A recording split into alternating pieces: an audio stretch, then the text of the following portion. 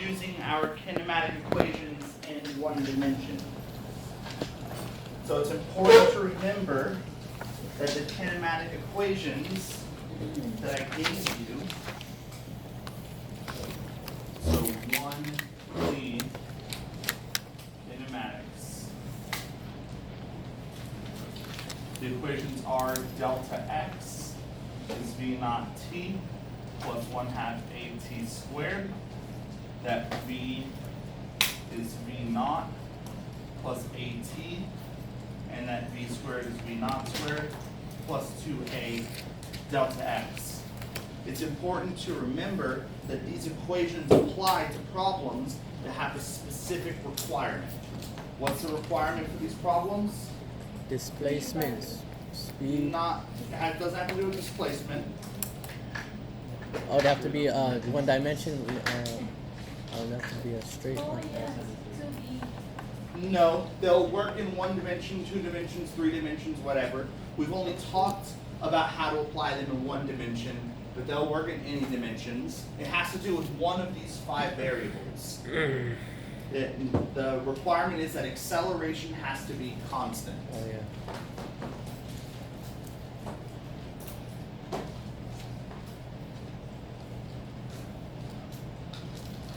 Okay?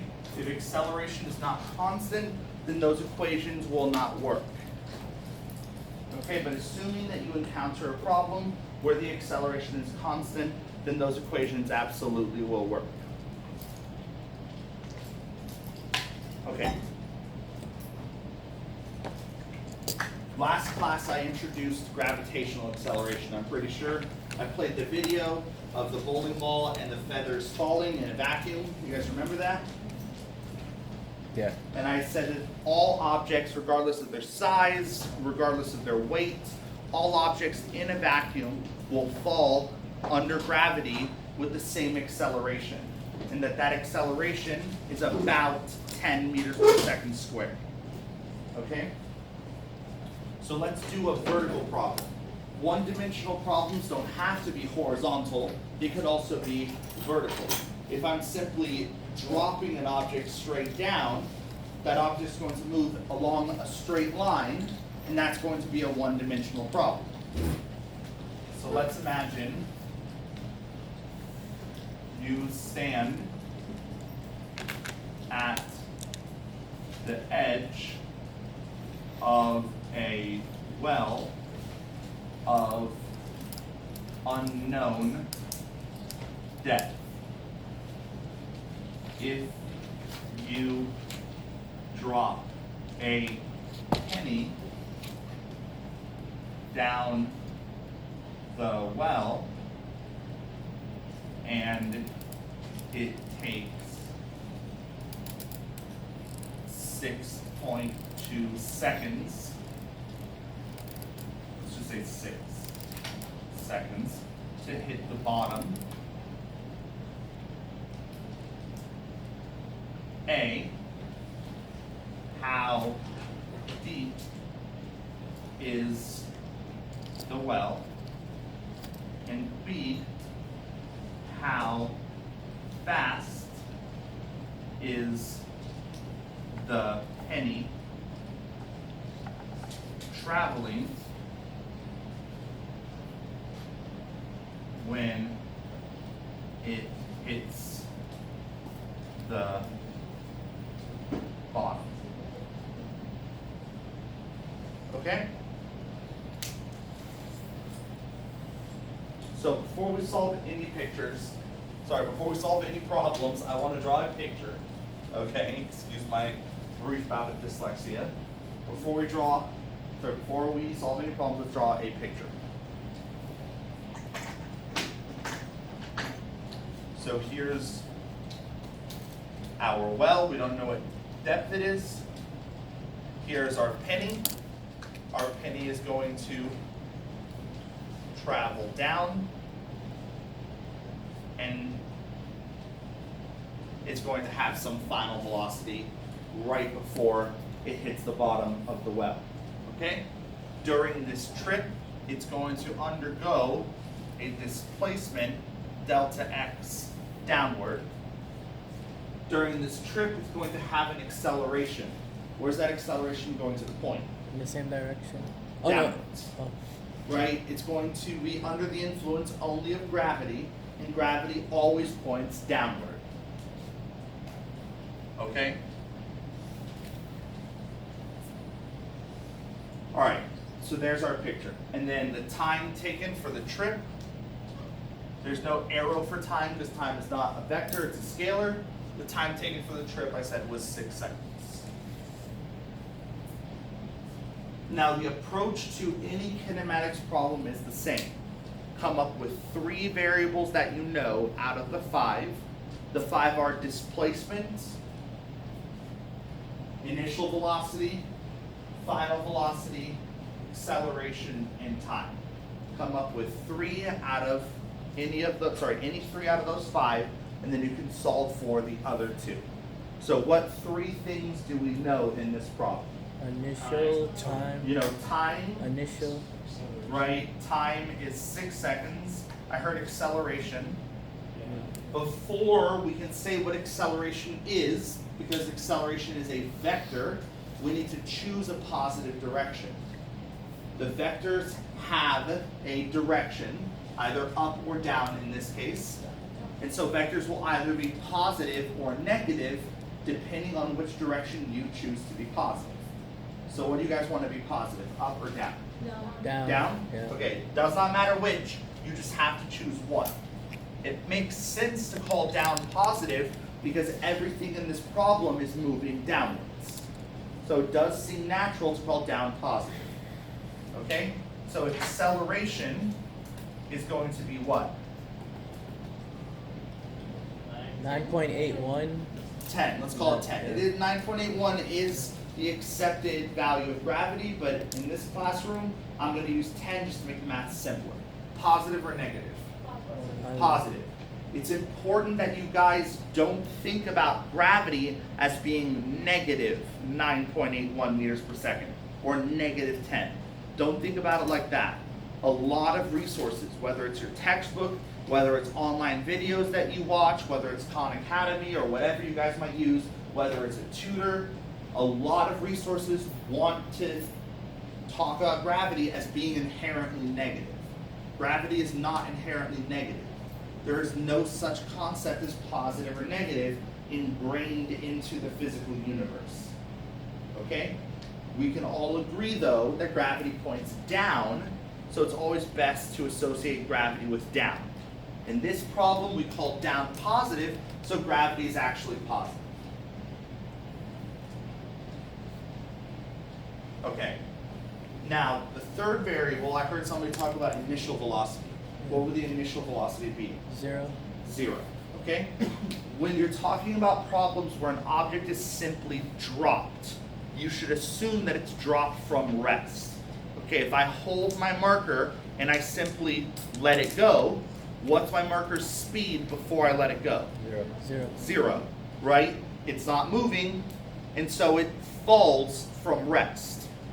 If it were to have an initial velocity when it was let go, we would say that that object was thrown. So for instance, if I throw my marker up, it leaves my hand with some velocity upwards. That's because I threw it upwards. I didn't simply drop it. So whenever you see the phrase that an object is dropped, we're going to assume that the initial velocity is 0. Okay? And these are the 3 pieces of information that we know. Now, question A, what should we look for? There is no distance in these equations. Displacement. Okay, it's important to understand, guys, that these equations do not have distance in them. Okay? Distance does not appear in these equations. Delta x is displacement. If you notice, though, the displacement that this penny undergoes, the magnitude of it is exactly the depth of the well. Okay, so if we find displacement, we will be able to find the depth of the well by taking the magnitude of that displacement. Okay? But just know that in none of these formulas does distance appear. So for part A, we'll look for displacement. In which formula should we use? 1, 2, or 3? One. 1, right? Yep. The one that involves time. So delta x is v naught t plus 1/2 a t squared. V naught is 0, so the whole first term is 0. 1/2 times 10. Time is 6 squared. So 6 squared is 36. 36 times 10 is 360. 360 divided by 2 is 180. Yeah. I'm trusting you guys here. I'm terrible at arithmetic. 180 meters. That's a deep ass well. That's really, really, really fucking deep. Okay, no realistic well should be that deep. Like a trench. The numbers are irrelevant. Okay? What's important is how you solve the problem. I just make up the numbers off the top of my head. Okay, so don't think right now like, oh my god, like 180 meters, that's like the size of a building. Okay, don't worry about the numbers. Any questions? Alright, part B. How fast is the penny traveling when it hits the bottom of the well? What do you guys think the answer is going to be? When the penny hits the bottom, do you guys think the penny will be at rest? Yes. No, okay? So I want to talk about how long we care about the penny for during this kinematic problem. And this concept is going to apply to all kinematics problems. Kinematics problems only exist over a range. There's a definitive start to the problem, and there's a definitive end to the problem. And you can only track an object's motion so long as the acceleration is constant. Okay? As soon as that penny hits the ground, that penny is no longer going to be freely falling under gravity, and its acceleration will change. So we can no longer track its motion by using kinematics because acceleration will not be constant. Do you guys remember the rules that I'm pretty sure I drew the rules. Yeah. For when an object speeds up and when an object slows down? Same direction. That if you have velocity and acceleration in the same direction, the object does what? Speed up. Speeds up. Speeds up, right? Speed increases. And when you have velocity and acceleration Slows. pointing in opposite direction, Slows down. it slows down. So speed decreases. It's really important just to know. Okay?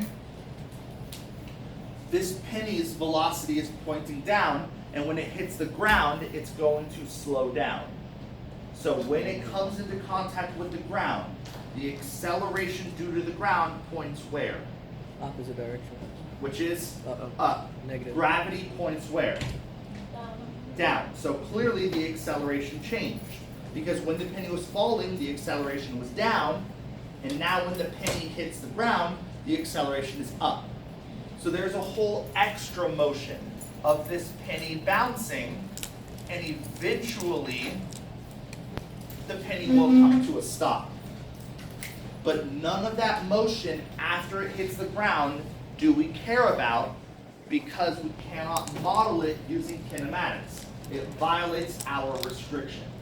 So all we care about is the penny from the moment it's dropped to the moment just as it hits the ground. Yeah. So shouldn't the question be rephrased before it hits the ground? No, Instead of when when it it hits hits- the ground or as it hits the ground is fine. Okay. Because it's talking about the instant. In order for its velocity to change, some time has to allow.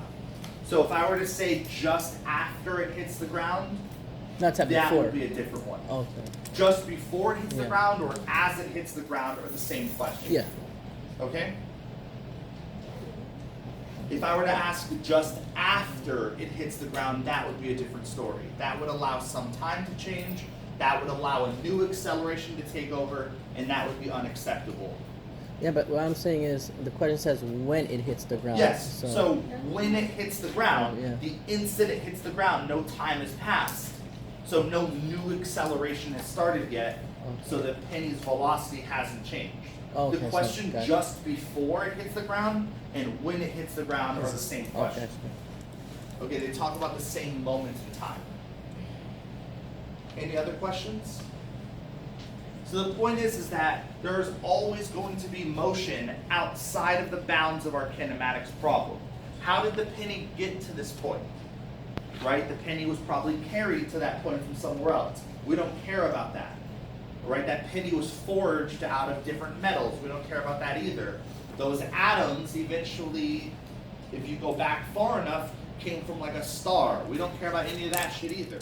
All we care about is the penny when it's released to just as it hits the ground. That is the entirety of our caring. Okay? So it's incorrect to say that the final velocity of the penny is 0. Some students will incorrectly use that as the third piece of information. Some students will incorrectly say that the final velocity of the penny is 0 because clearly when you drop something, it comes to rest. Okay? It eventually does come to rest, but it requires the acceleration to change before it comes to rest. Okay, so it's incorrect to say that the final velocity of that penny is 0. So we're just going to solve for the final velocity of the penny just as it hits the ground, or just before it hits the ground, however you prefer to think about that question. Because they're the same question technically. Okay? What equation should I use to solve that? The middle one. Yeah, number 2. Number 2 is the simplest one, so let's use that. So V is V naught plus AT. The V naught is 0, so we can ignore that first term. A is 10, T is 6, so it's moving at 60 meters per second. Yeah. I have a question because I was doing the homework, and when they asked about the velocity, the second question, it asked for the speed instead of the velocity. So the thing is, they didn't say divided like what it moved by the seconds it took. So typically the question how fast refers to the speed, not the velocity. All that velocity is it's how fast an object is moving plus the direction that it's moving in, given in the form of a vector. This answer right here, is it a vector?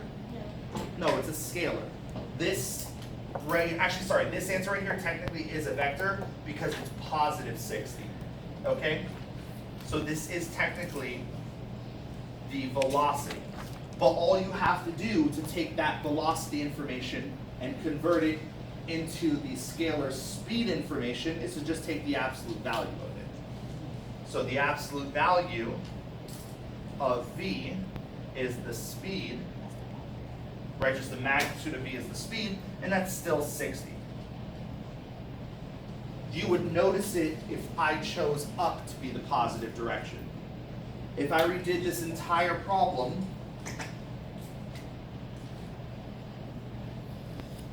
so here's the penny. It's undergoing a displacement downward. It has a final velocity downward, and it has an acceleration downward, but I called up positive, just because some people prefer to use up as always being positive and down as always being negative. Nothing wrong with that. It's your choice. Then we would say that V naught was 0, A was negative 10 meters per second squared, and time was 6 seconds. So question A would be same equation, delta x is V naught t plus 1/2 a t squared. V naught is still 0, and this is still 1/2 times negative 10 times 6 squared, which is negative 180 meters. Why is it negative? Because delta x points down and positive is up. Okay? Depth. how deep is the well? Depth is a scalar quantity, and it's always going to be positive. There's no such thing as a negative depth. But if you look, the depth of the well is just equal to the length of the displacement vector. So all I have to do is say that the depth equals the magnitude of the displacement, which is indeed a positive number. And it'll be the same thing for the velocity. Part B, V equals V naught plus AT. It's technically the final velocity. The initial velocity is 0. A is -10. T is 6, so this is -60 meters per second. Speed is going to be the magnitude of velocity, which is just going to be 60 meters per second. Okay? The information that the question is asking for is not necessarily readily given in the equations. You have to solve for a quantity that you can extract the final answer out of.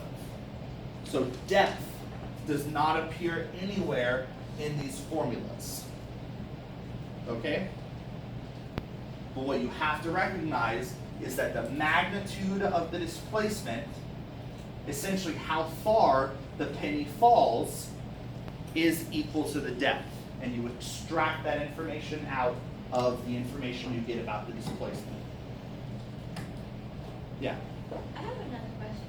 So, in that case, since we're asking about the speed isn't just the distance traveled divided by the time? No, that's average speed. This isn't instantaneous. And the thing is that the average speed will be different than the instantaneous speed. The reason is that the object is going slowest at the beginning and fastest at the end, so the average should be somewhere in between the two. Okay, if you take 180, which is the distance traveled, and you divide it by the time, which is 6, you get 30 meters per second. That's the average.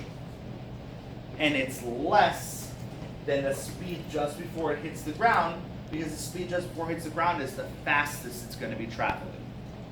So that's the thing. This speed is asking for it at a particular moment in time, when it hits the bottom. This is telling us that it's an instantaneous quantity, not an average quantity. So good question. Okay? Any other questions?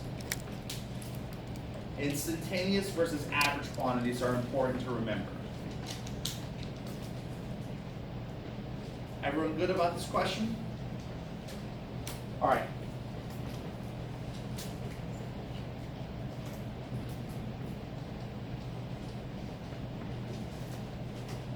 You throw a penny into the air with an initial speed of 12 meters per second. A, what is the maximum height of the penny? B, let me rephrase this. A penny, sorry, is thrown.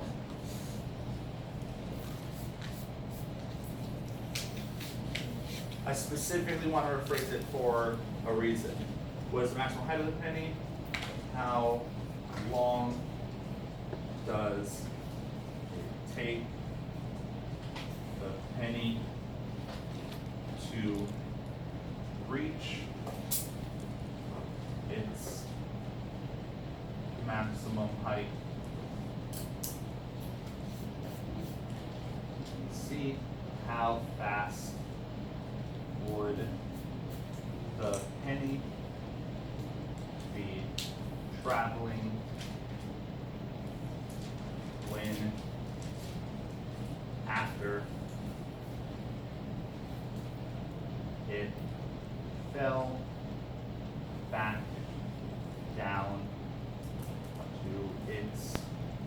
original height. Okay, the reason why I didn't want to say you throw a penny into the air, and I also shouldn't have said you stand at the edge and drop a penny, I should have just said a penny is dropped, is because I don't want you to worry about the initial height of the penny. I don't want you to worry about how tall the person is and how that affects the throwing, okay? Notice that I never drew a person here. I never considered the height of the person and how that adds an extra distance to the penny. Okay? That would needlessly complicate the problem, and you should never assume a problem is more complicated than it needs to be. If you needed to consider the height of the person and how that affected the drop of the penny, or if you needed to consider the height of the person and how that affects the rise of the penny, you would need to know what? You would need to know how tall the person is, right? Is the height of the person included in this question? No. I said, how fast would the penny be traveling after it fell back to its original height? Did I include that original height in this problem? No. Okay? So just assume that it starts on the ground and it rises and it ends on the ground. Or if you would rather, just assume that the height that it's asking for is the maximum height above its release point. Okay? Because if you wanted to overly complicate the problem, you would need extra information that's just not given to you in the problem. All right? Physics, because the universe is a very complicated place, is fundamentally about trying to simplify the problems as much as you can. You want the problems to be as simple as possible. That way you actually have a hope of solving them. Something that we've ignored in this entire problem is something called air resistance, right? When I showed that video of the bowling ball and the feathers dropping in a vacuum, prior to dropping them in a vacuum, they dropped them in air, and clearly the air had an effect on the accelerations. The feathers catch the air, and the feathers float slowly to the bottom, while the bowling ball cuts right through the air like butter and lands on the bottom unimpeded. Why don't we consider air resistance? Because drag, that acceleration produced by air resistance, drag is not constant. Drag depends on how fast you're traveling. So if you drop an object, initially that object's not moving, and the drag is 0, so the total acceleration is gravity. It's 10 pointing down. But as the object goes faster and faster and faster, there's an upward acceleration due to gravity that slows the object's acceleration. It decreases the object's acceleration. So the object started with an acceleration downward of 10, but that upward acceleration due to drag shrinks that downward acceleration, and it makes it smaller and smaller and smaller and smaller. And that will continue happening as the object goes faster and faster and faster and faster. Have any of you guys heard of the concept of terminal velocity as it relates to a falling object? If you were to jump out of an airplane with a parachute, ideally, you would fall and fall and fall and fall and go faster and faster and faster and faster. But there is a maximum speed that you will reach. You would not continue accelerating forever, because as you fell, you would produce drag. And the faster you fell, the larger that drag would get. So you would be falling, and this would be your gravitational acceleration, and your gravitational acceleration would remain the same the entire trip.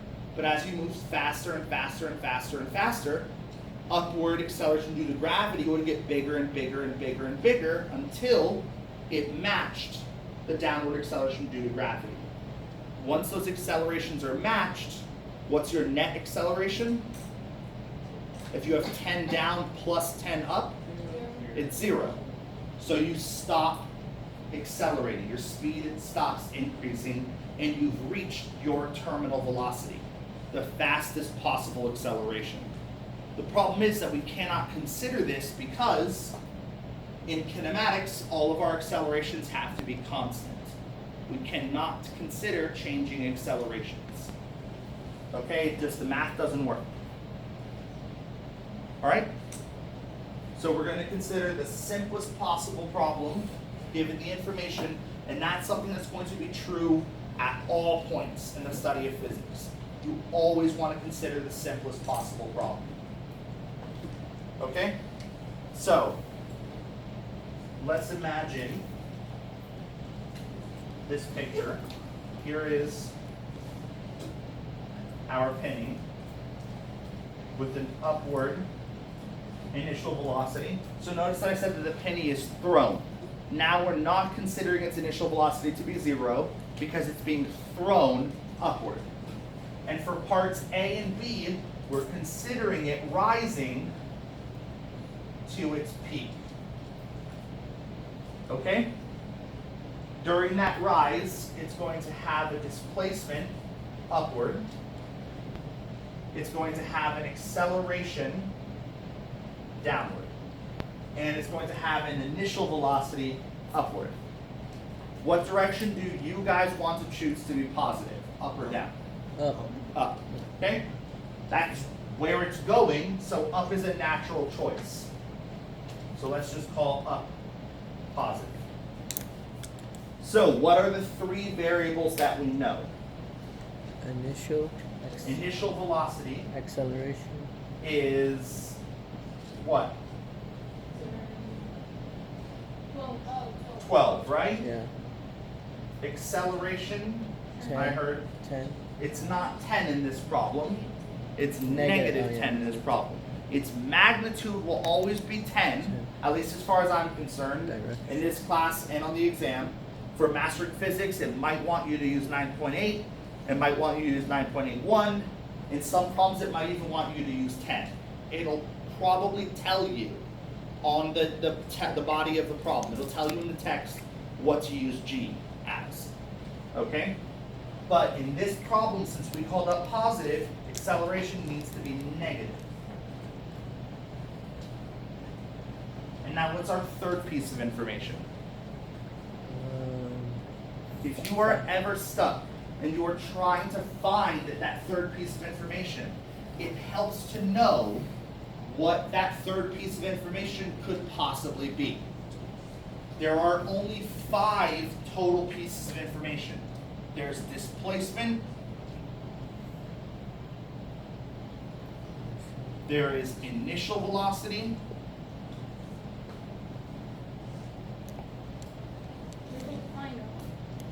there is final velocity, I'll get to that in 1 second. There is acceleration, and there is time. Okay? We already know initial velocity and acceleration. What are we looking for? We're looking for how long it's in the air for. So we're looking for time. So time clearly cannot be our third piece of information. What else are we looking for? The maximum height. What would we look for to find the maximum height? Displacement. Displacement. So it can't be displacement. So by process of elimination, what does it have to be? It has to be final velocity just by process of elimination. Now the question is, at the peak, what would the velocity be? Why 0? If we had a positive velocity and it was going to be a negative velocity, they're going to cancel out. They're gonna count. Okay, so that's a good way to think about it. Going up, it's going to have a positive velocity. Going down, it's going to have a negative velocity. And the peak in between, where it changes sign, would be 0. Another way to think about it is, what if I had an object that was rising, and I claimed that this point was the peak, but it still had a velocity at this point? What would it do?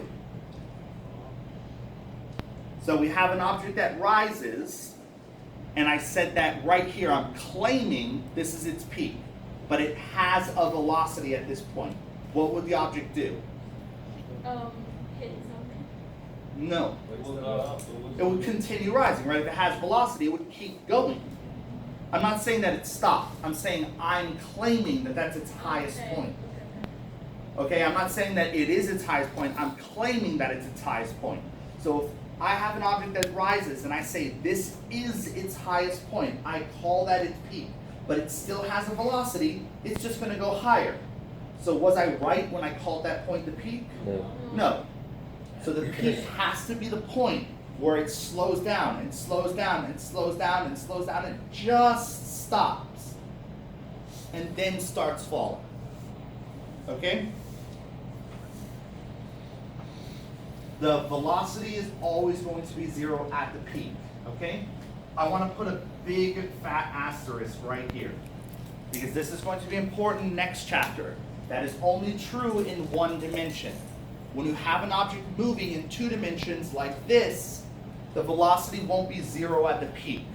What will always be true is at the peak, the object is not moving up nor down. At the peak, its vertical component of its velocity is 0. Okay, that'll be important when we talk about 2-dimensional motion. Probably we'll start that next class. We're going to wrap up 1-dimensional motion today. Okay? So just bear in mind that for now, in 1 dimension, it's that the total velocity is 0 at the peak, but that will change next class when we talk about 2-dimensional motion. But it's going to be for the same reason. Okay? So we have our 3 variables, and now we can solve for whatever we want from A and B. Okay, so for A, to find the maximum height, what should we look for? Displacement, right? What equation should we use? First one. Not the first one. The first one depends on time, and we don't know time. You can combine them to form a 4th one and a 5th one, and some people will teach all 5, but these 3 alone will solve you like 99% of kinematics problems. So I don't teach the others. But the fact of the matter is that there are 5 variables, and each equation only has 4. So each equation is missing one of the 5 variables. The first equation is missing final velocity. The second equation is missing displacement. The third equation is missing time. You can rewrite them to get a 4th equation that's missing initial velocity, and rewrite them to find a 5th equation that's missing acceleration. So for instance, if you take the first 2 and you rewrite this as V naught equals V minus AT, just by subtracting AT over to the left-hand side, and then you plug that into this equation, you'll get delta x is V minus AT plus 1/2 AT squared. Oh, this is times t. If you distribute this, you get Vt minus AT squared plus 1/2 AT squared, and you would get a 4th equation, delta x is Vt minus 1/2 AT squared. And that would be an equation independent of initial velocity. Okay, but this equation is almost never useful. This describes a problem where you don't know the initial velocity, but you do know the final velocity. It's weird to imagine a problem where you don't know how fast the object starts moving, but you do know how fast the object stops at. How fast the object's moving at the end. That's a weird problem. So I don't typically teach these extra equations. They're there, and you can find them, but it's not going to necessarily help solving problems. Plus, more equations just means you guys have to get used to dealing with 2 more equations, and it makes it so that you guys might potentially get confused later on in the future. Acceleration is negative because it always points down, and in this problem we called up positive. And the reason why we called up positive is because it felt normal since the object's going up. But you could have just as easily called down positive. Okay, so we're going to use for this problem to find maximum height, we'll use equation 3.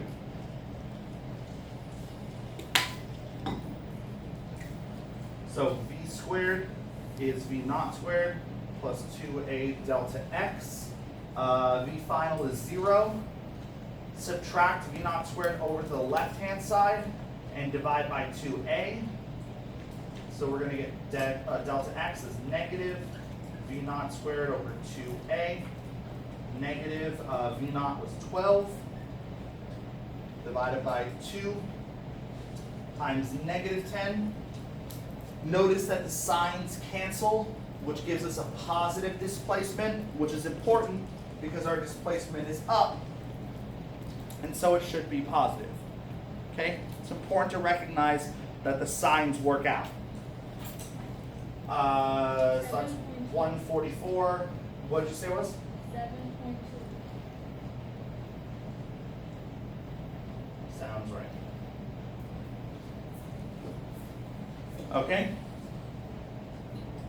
Any questions about part A? Alright, part B. How long does it take? What are we looking for? When it says how long does it take, that's time. So what equation should we use?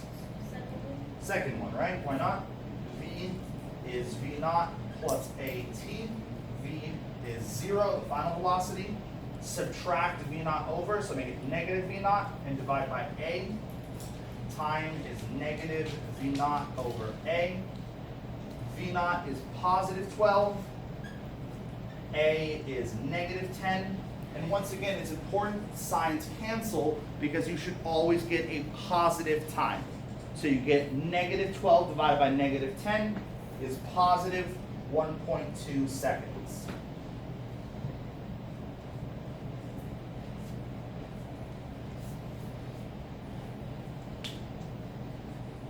Okay? Any questions? The last thing that I want to talk about for part C, you could solve part C right away just by using one of the equations. The difference is that you would have to consider a slightly different motion, or at least a different ending point to the motion than we considered for A and B. For A and B, the starting point was at the ground when it was thrown up, and the ending point of the motion was at the peak. For part C, we're talking about the full motion going up and coming back down. So you could solve the equations if you extended the motion all the way to the ground. But there's a trick that you can do here to help you answer this question without doing a single calculation. Okay? These types of trajectories, by the way, trajectory is the fancy word. What do you guys think trajectory means? Displacement. No, not quite. Whatever is wrong. What? The path taken. This is just the path taken by an object.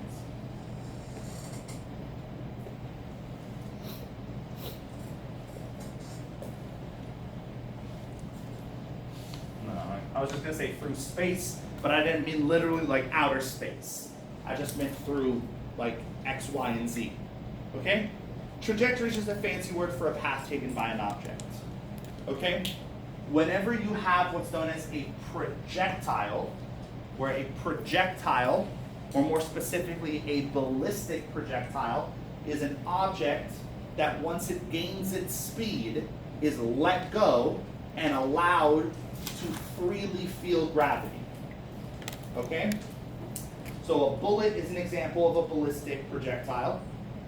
When the bullet's being fired in the barrel, there's some powder that explodes, expands some gas. That gas accelerates the bullet, and once the bullet leaves the barrel, that bullet's on its own, and gravity is the only force acting on it. A spaceship is another example of a ballistic projectile, because once you burn the spaceship's engine to get it moving away from the Earth, let's say towards the moon, you can't carry enough fuel on a spaceship to burn the engines all the way to the moon. It would require, fuel is very, very, very heavy relative to the amount of push that it gives you. Okay, so it's very hard to bring a lot of fuel onto a spaceship. So what you do is you simply burn the engines for a short amount of time, something like 5 minutes, gain enough speed to start going to the moon, then the engine's cut off, and you just coast to the moon. Part of the way the Earth's gravity is pulling you, and you slow down. You get slower and slower and slower and slower.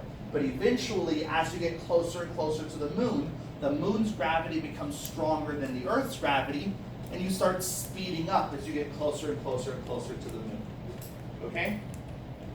But it's kind of like getting to the moon without engines is kind of like using a slingshot to shoot a pebble at something that's 400,000 kilometers. It's 250,000 miles away. Okay, it's really, really hard to do, and it's impressive as hell that human beings were able, with computers less powerful than your cell phones, to get to the moon. Okay, literally you burn an engine for like 5 minutes, and then you're on your own. Okay, Isaac Newton takes the wheel, and we manage to hit the moon every single time. Okay? Those are called ballistic trajectories or ballistic projectile trajectories, and they have this unique feature where they are symmetric as long as the trajectory starts and ends at the same height.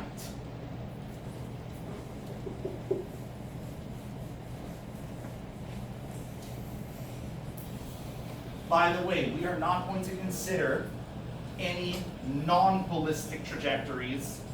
So when I just talk about projectiles, it's always going to be assumed that they're ballistic projectiles. An example of a non-ballistic projectile would be like a cruise missile.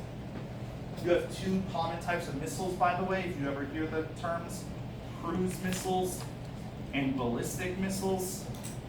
All that means is a ballistic missile, the engine fires for a short amount of time, and then it just coasts the rest of the way.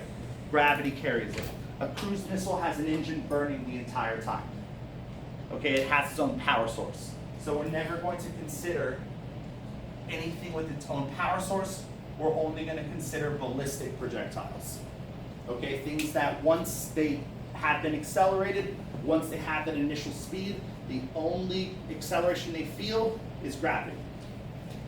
If you have any trajectory that starts and ends at the same height, this trajectory is symmetric. It means that if you were to cut it in half, anything that happens on the left side, the same thing happens on the right side. Okay?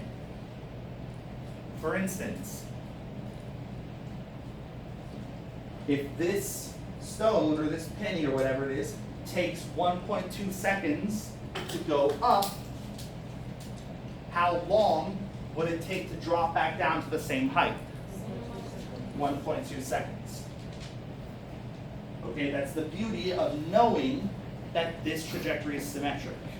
If this penny was launched upwards at 12 meters per second, how fast would the penny hit the ground with?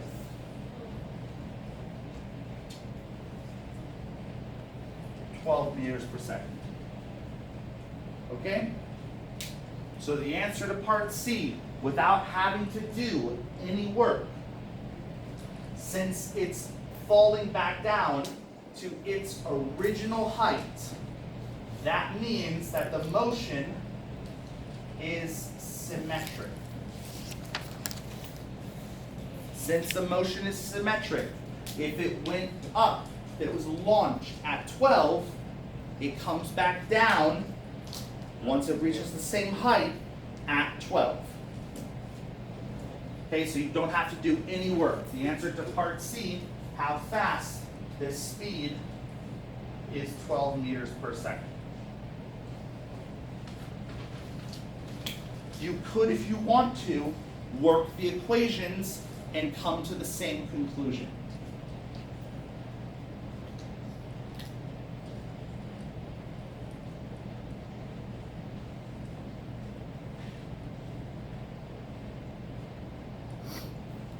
I told you we can't stop at the peak here, though.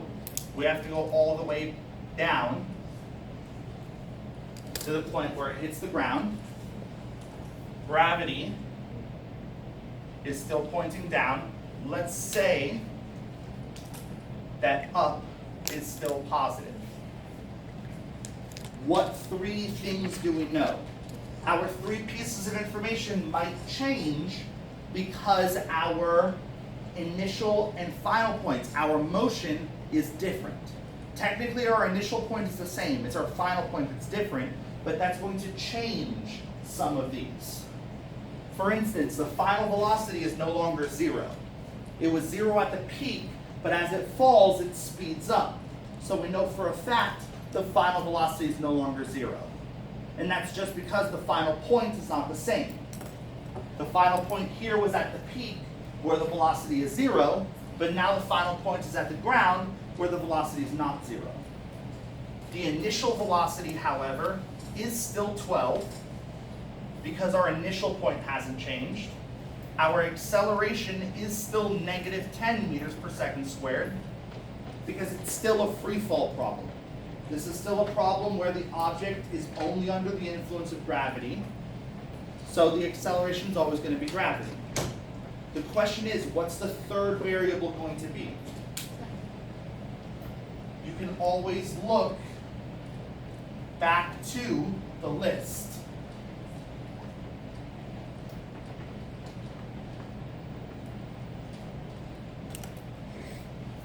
We know initial velocity and we know acceleration. We are looking for final velocity, so it can't be that. Let's pretend that we didn't solve part B first. It's time, we're already. No, but let's pretend that we didn't solve this problem first. You can solve this problem with just the information given, without knowing time. So let's say that it's not time. There is still a third piece of information hidden in this problem. It has to be what? What's the only one left over? The displacement. What's the displacement of the object if it starts and ends at the same place? 0. 0, right? If it starts and ends at the same place, then the displacement is 0, right?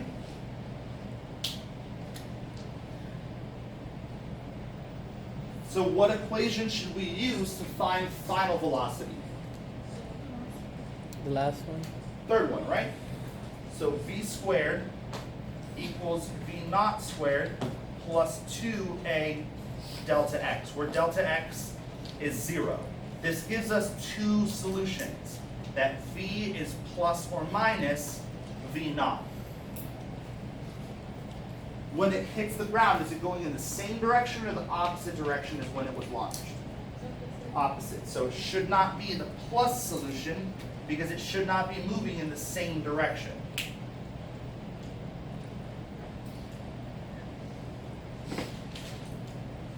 This means that when the object hits the initial height, it's moving at the same speed, but in the opposite direction. That it's traveling at negative 12 meters per second.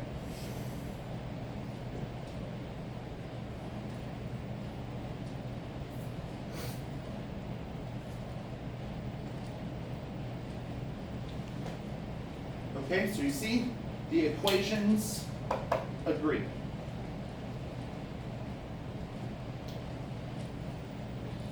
Once again, this motion is symmetric. So if it took 1.2 seconds to go up and 1.2 seconds to come down, how much time total should it have taken to complete the trip? 24. Right? So just by using the fact that it's symmetric, the total time should have been 2.4 seconds. We can see that the equations bear that out. What if we were to use equation 1? That delta x is v naught t plus 1/2 a t squared. What was delta x for this problem? 0. So we get 0 equals v naught is 12. 1/2 of a is negative 10. Half of that is negative 5. We can ignore the t equals 0 solution here and just cancel time. So we get 12 minus 5t. Move the 5t over and divide by 5. So t is 12 divided by 5.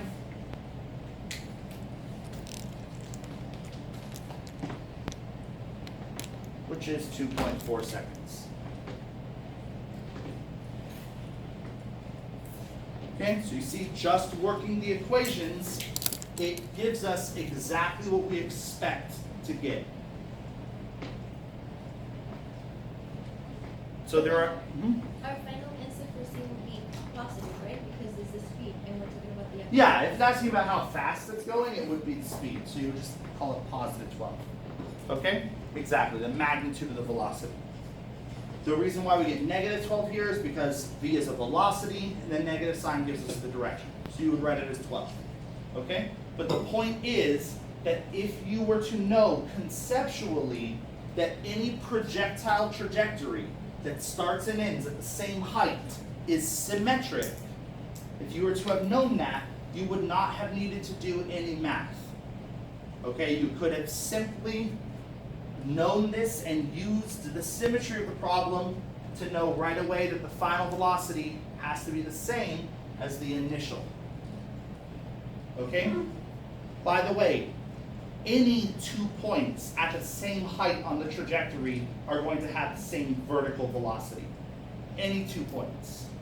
Okay? So the maximum height we found was what, 7.2 meters? So if I chose a height 1 meter after it leaves the ground, or 1 meter before it hits the ground, you'll find that the speeds are the same. Okay? Yeah. I have a question. I just want to make sure. Can you say one more time how you got the acceleration to be -10? So first of all, do you understand why it's always 10? The number's always 10, Oh, okay. right? Because it's gravity. Negative sign because positive is up and gravity is down. All right? Any questions about this problem? All right, I'm gonna do one last problem and just fit it in before we run out of class.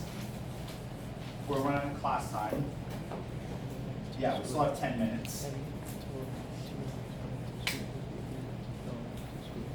And then we'll be able to start the next chapter, chapter 4. We'll start that next time.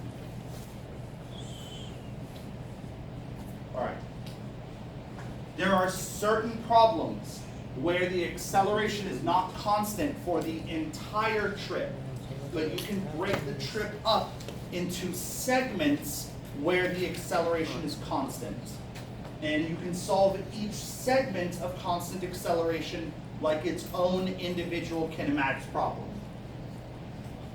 So a car accelerates from rest at 7 meters per second squared for 3 seconds. Suddenly, the driver applies the brakes, slowing to a stop in 50 meters. And there are a ton of questions that I could ask about this problem. Okay? Let me just ask one simple one. A, how far does the car travel before coming to rest? I could also ask how long is the entire trip of the car? What's the fastest speed of the car? How fast is the car traveling after 5 seconds? There are a bunch of different things that I could ask. Regardless of the question that I ask, the solution is always approached the same way.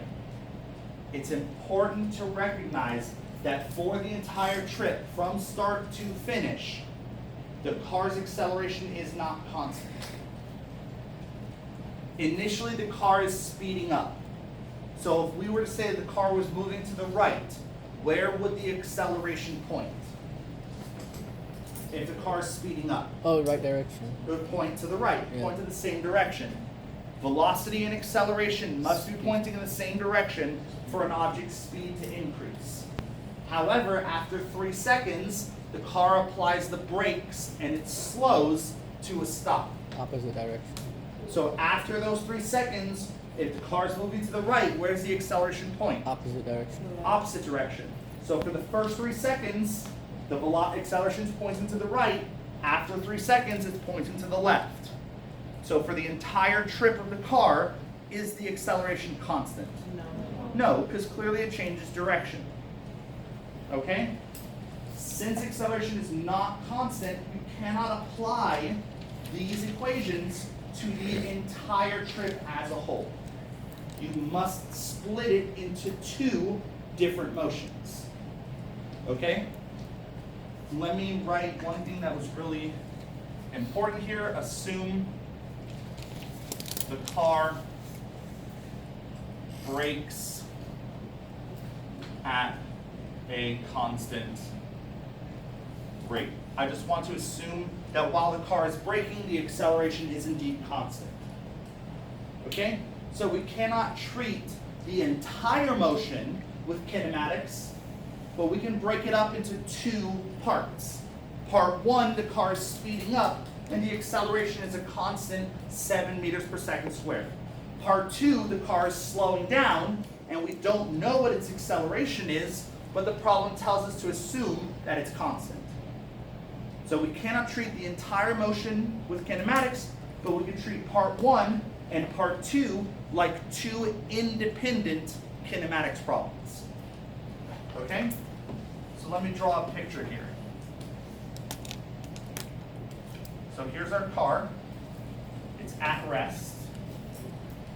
And it moves some displacement to the right. I'll call it delta x1 for part 1. Okay? And this displacement during part 1 takes a time t1. Okay, so we're splitting the motion here. This is part 1, this is part 2. During part 2, the car undergoes a displacement, still to the right, it's still moving, just slowing down, of delta x2 until it's stopped. So it's back at rest. This motion, part 2, takes a time t2. Okay? During the first motion, what direction does the acceleration point? Same direction. To the right. So we'll call this A1. During this motion, part 2, what direction does the acceleration point? Opposite. To the left. We'll call that A2. Okay, now let's just start writing what we know down. What's important to understand is that we are taking this single problem and we are splitting it into 2 individual kinematics problems. To solve any single kinematics problem, you need to know 3 variables. So we need to know 3 variables for the first problem and 3 variables for the second problem. Okay? What do we know about part 1? 0 is initial. Initial velocity is what? 0. 0, right? So V naught 1, Yeah. to denote that this is part 1, is 0 because the car starts at rest. What else do we know? Acceleration. Oh, by the way, we need to choose a positive direction really quickly. What do you want to call positive, left or right? Right. Right, why not? Everything's moving to the right. Let's call the right positive. So A1 is going to be what? 7, right? Positive 7 because it's pointing to the right. Okay? What else do we know? T1 is what? 3 seconds. So now we know enough to solve part 1. What do we know about part 2? Final. Final velocity is what? 0. 0, because it ends at rest. So v, the final velocity, 2. So the final velocity for part 2 is 0. What else do we know? Acceleration. We know displacement. We know displacement, right? But then motion really goes. I said that after the car applies the brakes, it stops in 50 meters. So we can get the displacement for the first one and then subtract. We don't know the displacement for the we first can find one. it, we can find it. But why would we need to do that? We know that the displacement for the second one's 50, so why would you find the first one and The subtract it just from for the 50? second one? Yeah, it says that it slows to a stop in 50 meters. Okay. So it's already traveled however long it's traveled. What I'm saying is when it applies the brakes, it takes 50 meters for it to slow to a stop. Okay, so this 50 meters only applies to part 2. That's displacement. If you guys have questions like that, where you're a little bit confused about the wording on the exam, feel free to ask me and I'll try my best to clear up.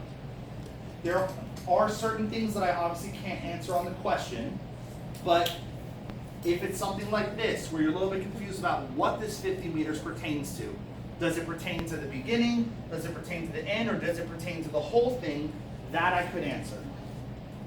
Okay? But this 50 meters definitely is the displacement for the second part.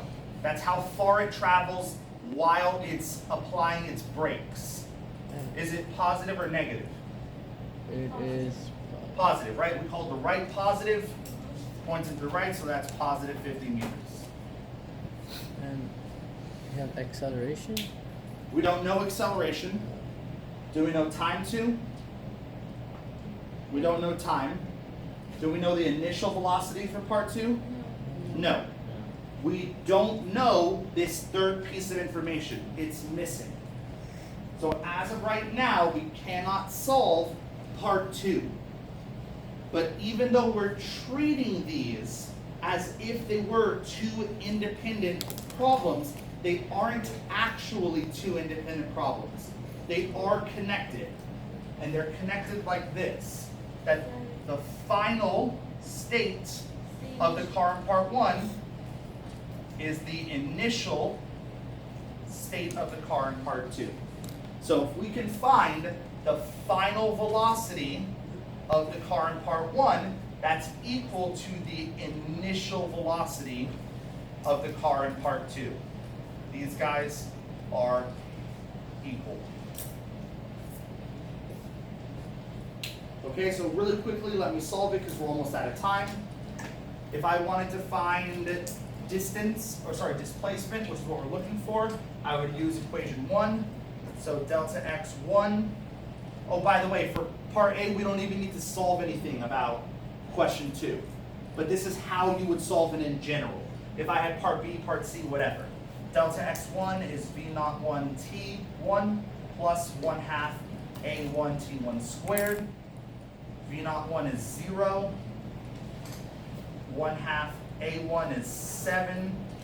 t1 is 3 squared. So 9 times 7 divided by 2 is 31.5 meters. To find final velocity, we would use equation 2. V1 is v01 plus a1 t1. v01 is 0. a1 is 7. t1 is 3. So that's 21 meters per second.